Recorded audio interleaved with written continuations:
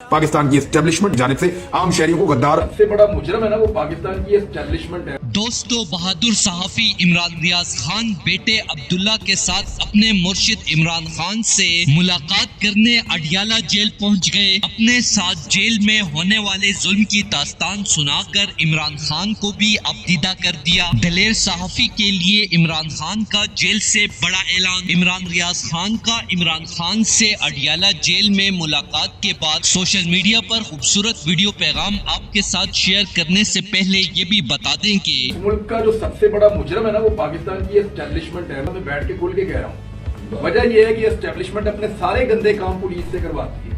ये सब कुछ जो हो रहा है ये दहशतगर्दी है, ये मुल्क के साथ गद्दारी हो रही है, ये मुल्क के साथ बगावत हो रही है। ये बात नहीं वो नहीं कर रहे जो पाकिस्तान के अंदर गंद डाला जा रहा है इस वक्त। पाकिस्तान की एस्टेब्लिशमेंट जानिब से आम शहरियों को गद्दार के बहुत सारे पुलिस वालों ने पब्लिक की ओपिनियन ठीक है, लोग सही बात कर रहे हैं।